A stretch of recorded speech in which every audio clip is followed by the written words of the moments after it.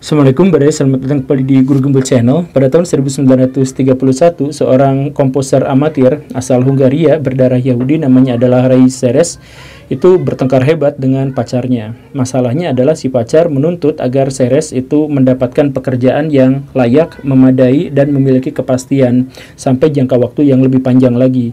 Sedangkan Seres di sisi lain itu lebih suka menggeluti musik dan ingin tetap ada di situ walaupun dia terpaksa harus konser dari satu kafe ke kafe yang lain. Pertengkaran itu tidak menghasilkan apapun selain putus.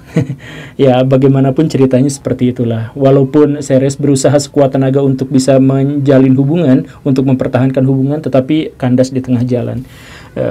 Sejak saat itu, Seres berusaha untuk membuktikan diri. Dia menciptakan lagu-lagu yang bagus dan seterusnya, sampai memang ada 1-2 lagu yang akhirnya meledak di pasaran. Ketika dia sudah mendapatkan uang yang memadai, dia mencoba datang ke mantan pacarnya untuk ngajak balikan.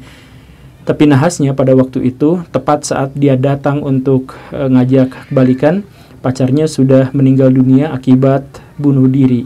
Satu tangan dari pacar itu menggenggam secari kertas bertuliskan Glamy Sunday. Itu tentu saja adalah pukulan yang sangat telak buat Seres, dan itu benar-benar menghancurkan hidupnya. Dia kemudian banyak melamun, banyak melongo, dan ya seperti orang gila.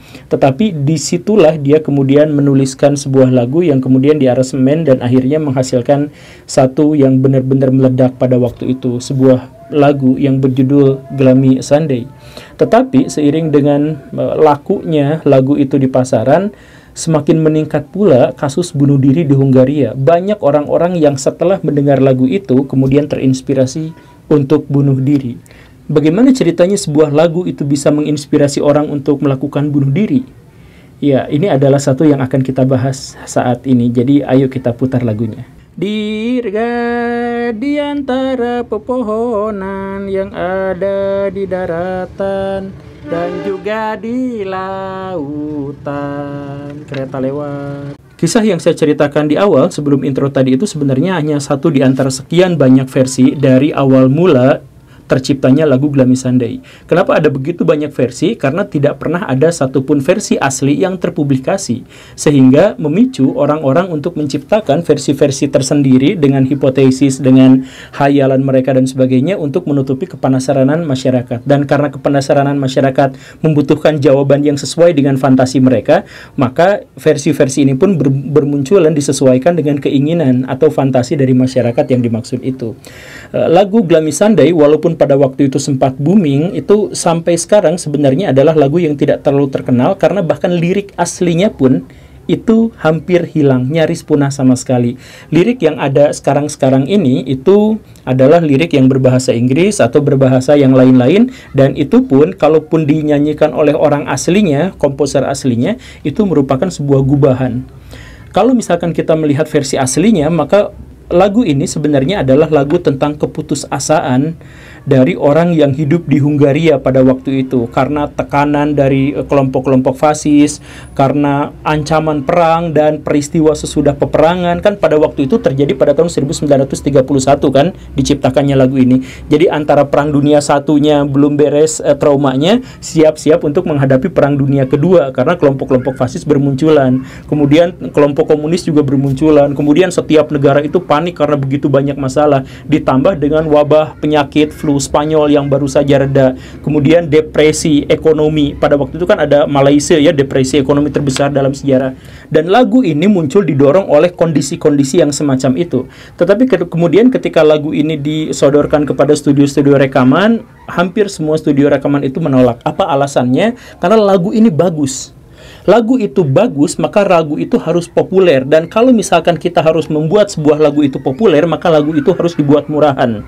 Temanya harus cinta lagi, cinta lagi. Kenapa? Karena mayoritas manusia itu adalah masyarakat yang mengambang, masyarakat yang mengikuti arus, dan karena itu mereka tidak suka dengan tema-tema politik, dan karena itu mereka tidak suka dengan tema-tema pencerahan. Sedikit sekali orang yang mau tercerahkan. Nah, karena itu maka lagu ini yang temanya itu adalah keputusasaan tentang perang, tentang sesuatu yang lebih manusiawi, lebih idealis dan sebagainya, itu harus dirubah menjadi lagu tentang cinta.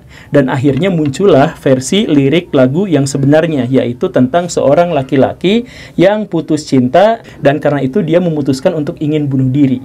begitu. Dan setelah liriknya dirubah menjadi sesuai dengan selera pasar itu, barulah lagu itu dirilis. Dan benar, sesuai dengan prediksi sebelumnya, lagu ini benar-benar meledak.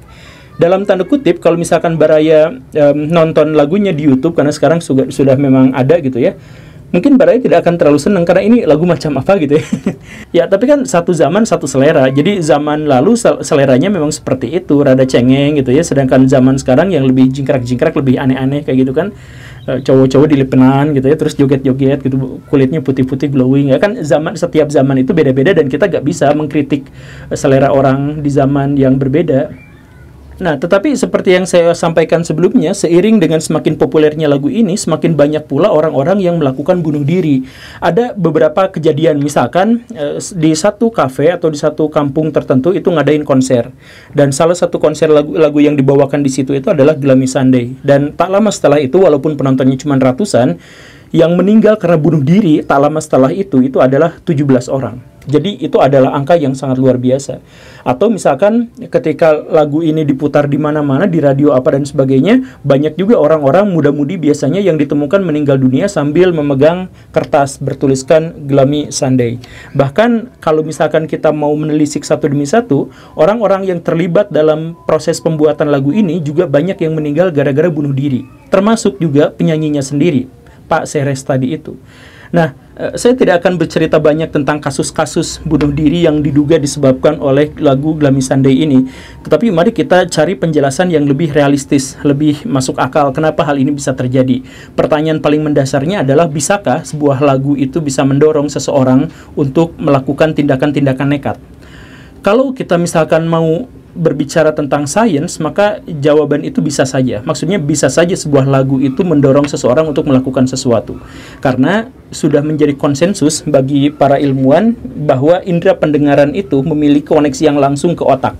Dan musik itu bisa saja masuk menyelusup ke dalam otak sebelum diterima oleh logika dan lain sebagainya. Dan itu ada fakta ilmiahnya. Jadi kalau misalkan kita ngedenger lagu, kita kan sering sekali denger lagu enak. Kita gak pengen goyang, tapi badan kita goyang-goyang sendiri. Artinya pada waktu itu, bahkan otak kita pun tidak sedang dikendalikan sama diri kita, dalam tanda kutip ya. Jadi maksudnya denger lagu, kita nggak pengen goyang, dangdung, tak dangdung, dung, tak kok badan kita jadi joget-joget sendiri. Ya seperti itu. Jadi memang pendengaran kita itu langsung masuk ke emosi kita. Bagian terdalam dari diri kita itu ke situ. Makanya ini juga sudah menjadi bagian dari konsensus para ilmuwan bahwa musik itu memiliki dampak yang sangat besar terhadap otak. Sebagian besar dampak yang dimaksud itu bersifat positif. Kalau Baraya senang mendengarkan musik, itu akan meningkatkan kecerdasan, itu akan meningkatkan memori, bahkan itu bisa memperbaiki jaringan sel otak yang rusak. Jadi misalkan beginilah ya, kalau Baraya baca sebuah lirik, kemudian disuruh dihafal, lupa. Tapi kalau itu sudah menjadi lagu, Baraya mudah sekali untuk menghafalnya. Kenapa seperti itu? Ya karena memang lagu itu memperkuat memori kita, memperkuat hafalan dan ingatan kita. Seperti itu. Dan di masa lalu itu ada seorang filosof muslim namanya Al-Kindi, itu terkenal, kan dia juga sebenarnya seorang dokter ya. Nah, gimana cara dia mengobati adalah dengan terapi musik. Dan banyak sekali musik-musik pada waktu itu yang berhasil mengobati penyakit yang tidak bisa diobati oleh metode yang lain. Kalau Baraya baca buku-buku Al-Kindi, Baraya akan menemukan riwayat-riwayat yang semacam itu. Nah, tapi kan musik itu haram. Ya, haram itu ada konteksnya Baraya, karena seperti yang saya sampaikan tadi, karena musik itu sesungguhnya memiliki pengaruh yang sangat besar terhadap otak, maka tentu saja musik itu ada konteksnya. Nah, kereta lewat ya.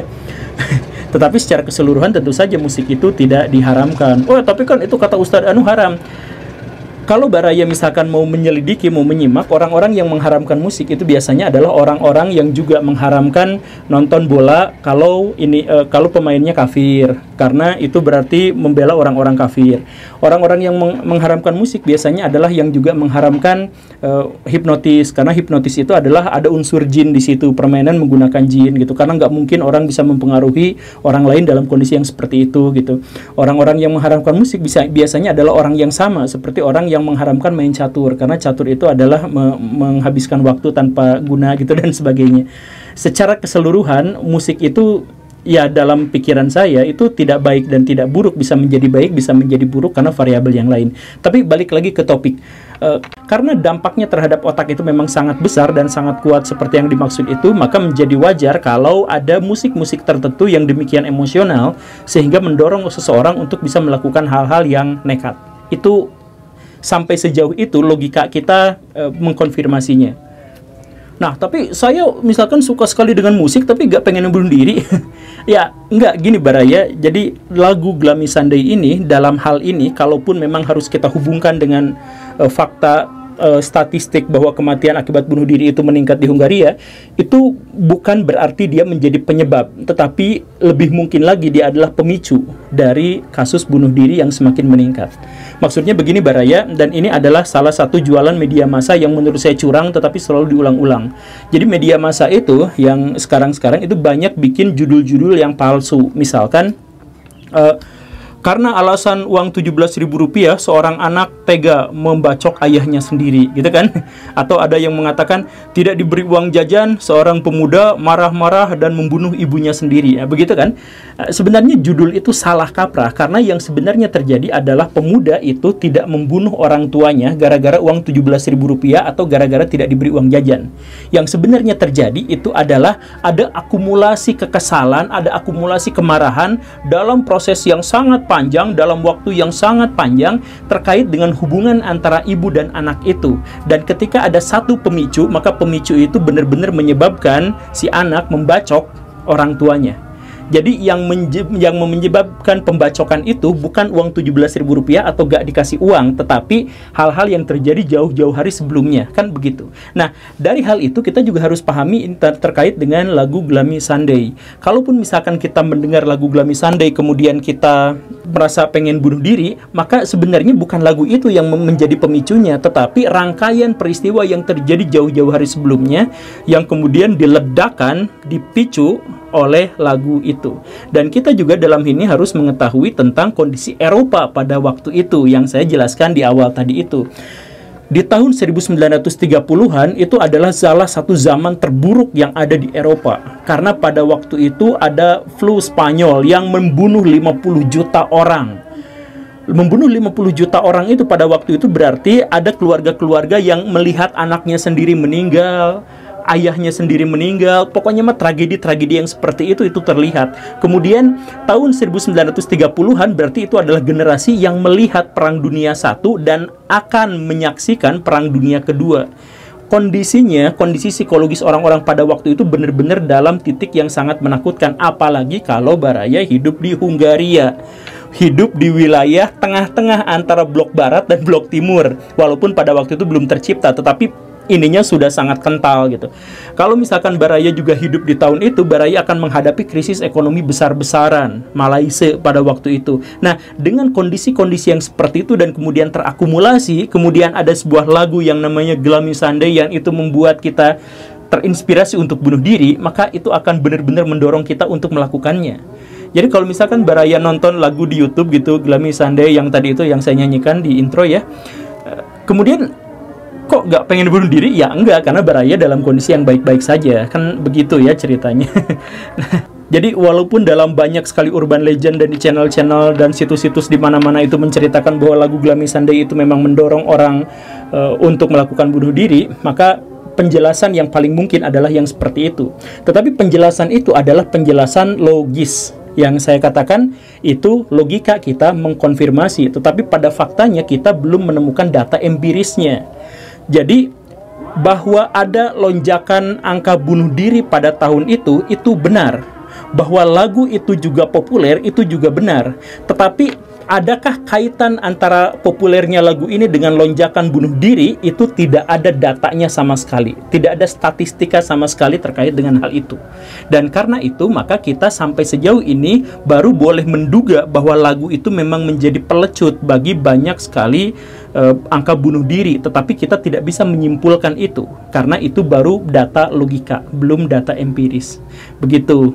Ya, jadi sebenarnya terkait dengan hal ini, kenyataan itu nggak terlalu seru, nggak terlalu dramatis, nggak terlalu heboh, nggak terlalu wah gitu ya, biasa-biasa aja ya. Kalau kita logis memang kita harus membiasakan diri dengan kondisi yang nggak rame, yang ya gitu ternyata gitu ya, biasa-biasa aja gitu. Tapi kalau misalkan Baraya mau memaksakan diri untuk mencoba untuk menjadi lebih empiris, maka sekarang Baraya dengarkan lagunya baik-baik, kemudian kalau Baraya misalkan terinspirasi bunuh diri lalu bunuh diri, nah terus Baraya silahkan isi di kolom komentar, oh saya bener bunuh diri nih gara-gara lagu ini gitu. Nah itu baru kita menemukan data yang empiris. Terima kasih karena sudah menyimak. Udah adan. Assalamualaikum warahmatullahi wabarakatuh.